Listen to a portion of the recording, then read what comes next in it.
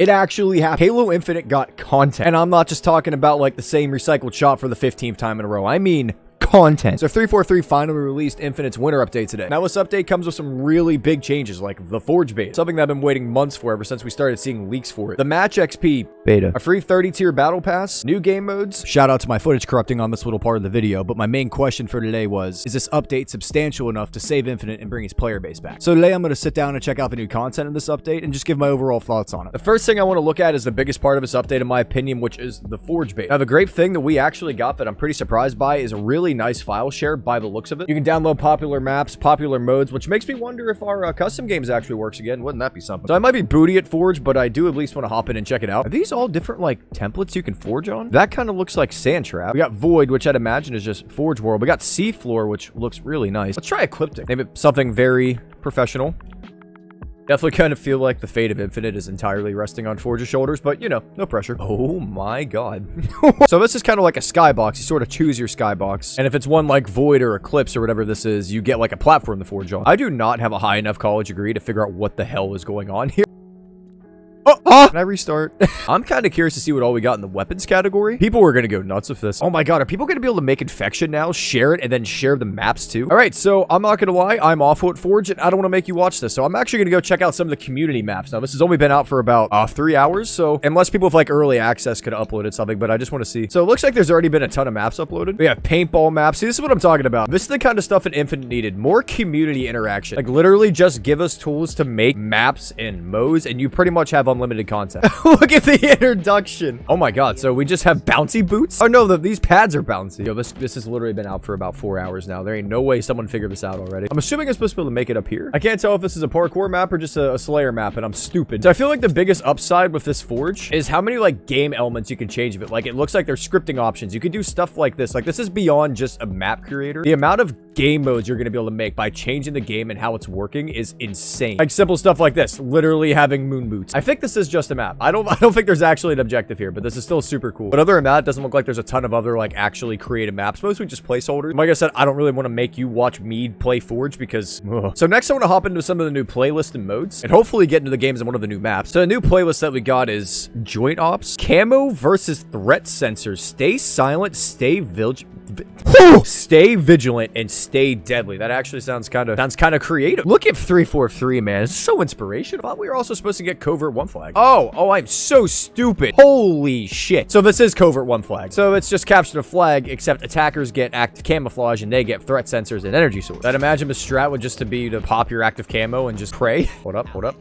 Oh, no way I just punched him. That kid has to have fisted his desk. This game mode is kind of like the creativity that I really want to see 343 embrace more. Like, Halo is really good as a competitive game, you know, of course. But I feel like it's also best when it's just stupid fun or really good creative game modes. Like, Halo is such a good sandbox game. And ignoring that for a year, I think hurt this game really more than anything. Like, even like the lack of content, that's whatever. But finally allowing people to create their own maps, create their own game modes. You can have bots in now to test this stuff. So if you're like me, you have no friends, you can make some baller-ass game modes and some baller-ass Forge maps and test it with bots, you know? I feel like they had given us such a good foundation for such a long time and then just didn't capitalize on any of it. I didn't mean to melee. Oh my god, I'm the worst Halo player of all time. I want to see people make wild parkour maps. It'd be also fun to make videos like, you know, going through and checking out the top downloaded Forge maps of that week. You know, stuff like that. It already has given us so much more opportunity to make content inside and outside of the game for them. Oh, we already lost? What? Did I, like, join late or something?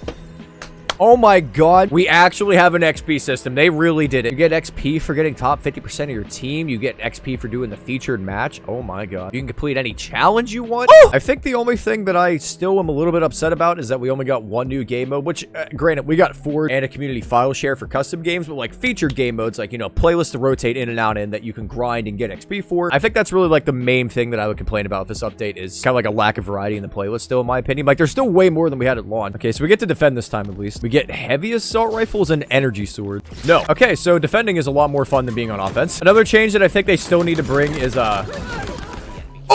No! Yeah, maybe I shouldn't review.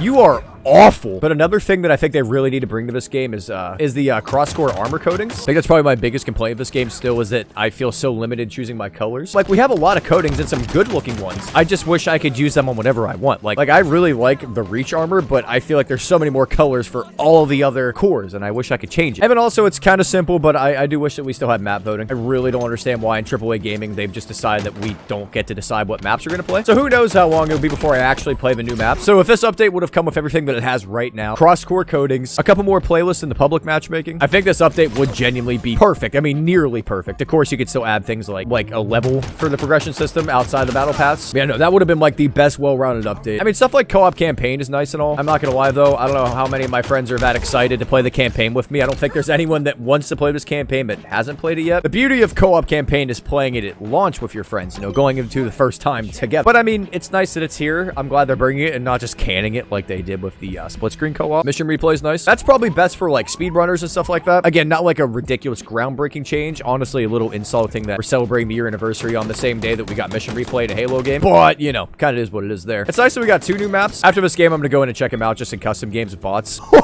What? The 30-tier battle pass is nice. Again, I'm really happy that we're getting some of the better stuff from Reach and Halo 3 back, like, you know, CQB. It's a little disheartening that it's not, like, new armor that we haven't seen. I guess beggars can't be choosers, but I feel like we've really milked Halo Reach in this game. But it is free. The armor does look good, so I think that one's just kind of up to everybody's opinion. I mean, already, this is a pretty solid update because I kind of want to keep playing because I want to earn some of the Reach armor. And it's nice that I can play whatever game mode that I want to earn XP for that. I can play this Covert if I want to, but I can also play Slayer. Letting people progress the game how they want to and not forcing them to play the game in a way that they don't. Literally such a simple concept, but I think 343 learned how important it is. We can be as pessimistic as we want to about this game. Like, it genuinely pissed me off for a long time. There's 2 things in this world that I get all upset talking about. It's Halo Infinite and Pop Country. But instead of just hanging on to the past, I'm gonna try and enjoy the content that they do put out. I've taken a break for a long time from this game so that when it actually adds content, I'm not burnt out on it by the time it comes out. But it's kind of refreshing to say that Halo Infinite has a little bit of replayability now for the first time. The problem is right now this game has to compete with Modern Warfare 2 for me. Come on, buddy. What's in it? Now go check out the new maps. Oh my god, that literally was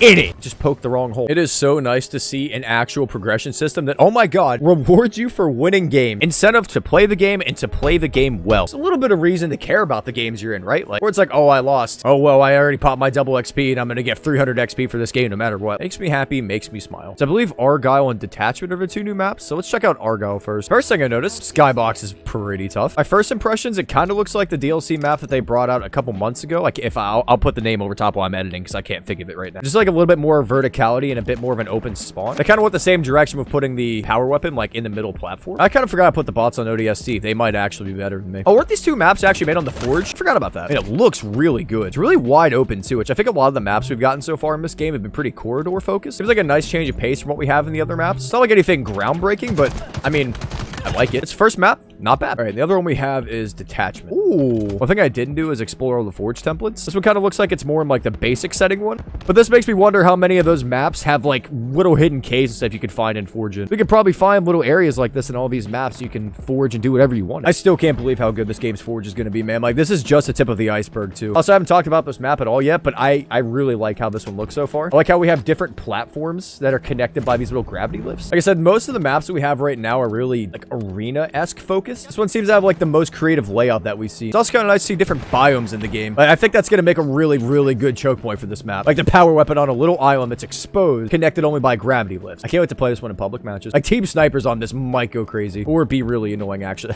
I don't know. Imagine playing Infection on this map. Oh my god. Just being a survivor, you can come back here and camp and just ruin all the zombies trying to come up here. Like, dude, listen, please add Infection. Like, if this is what they can do with the Forge tools, imagine like giving it to anyone. The amount of talent that's probably hidden out there that don't work at 343 that are going to be able to access these tools. We are going to get some crazy game modes, some crazy maps. My footage also corrupted while I was talking about the new free pass, so we get editing Jesse back for this. So my main thoughts on the pass are that it's nice. I'm happy that we got Emil's shoulders back. I honestly thought that the OG Reach pass lacked any like big and bulky shoulders. So your Spartans could have George's chest piece with the really big neck brace on it and then just little itty bitties on the side. I'm honestly happy that we got CQB as well. And we got George's shoulders. I also think CQC was one of the most underrated helmets in Reach. Reach. Got another groundbreaking coating for Reach's armor. One of the coolest parts is that we got Emil's knife on both shoulders. So I'm gonna rock double knives because no one can tell me no. I also think it's pretty funny that we just put like the most basic knife on the shoulder chest at the end of the battle pass. I don't know. I just kind of thought that was funny that it wasn't on the original core. And you finish with Mark 5, which I'm pretty sure was only available in the TAC Ops. So overall, it's a pretty nice pass. I mean, it's free. I'm a little upset that we didn't, you know, try something different, make some new armor. The best part about this now is that you can upgrade the pass just by playing the game or winning game. You also can complete challenges in any game mode you want to now. You're not forced to play a specific game mode or play by yourself. I think it's going to shock a lot of people how far a good progression system will go. All right, back to video, Jess. Like, this update alone isn't going to save Infinite. It is just an incredibly good start. Now, how do they save Infinite? They just got to keep their foot on the gas. They can't slow down. They can't drop this and then go AFK for another 2 or 3 months, you know? This needs to be a starting point. If this is a starting point and they keep adding content, Halo Infinite's going to do great. Again, I think, at least within the Halo community. But if they just drop this and don't do anything, we're going to be back in the same boat again. Like I said, we need some more playlists in the rotation just for the public matches. I would just do more with Forge. Keep doing more with Forge. If they listen to the community and fix bugs and fix what people want, and then add in community maps into public rotation and do things like they used to do, like give out camos for people whose maps and make it into the, you know, the public matches. If they take what they've done with this update and then keep building on it, they're going to be in really good shape because overall, this is a good update. Like I said, Forge is incredible, but just keep building on this. And I think for the first time since this game came out a year ago today, I actually have faith in this game again. Definitely been a really shitty and rocky start. It's definitely a teetering point now. Like, you've done it. You've given us some good content. Keep going. So I'd love to know what you guys think down below. Tell me what you still want to see come to this game. Tell me what you think about the update. And overall, if you're going to come back to Infinite, because if you guys like that video, make sure to drop a sub. I really appreciate it. I'm going to keep uploading COD and Halo. It's nice that I kind of want to upload some Halo now. All right, guys. Thanks for watching. I appreciate it. And yeah, see ya.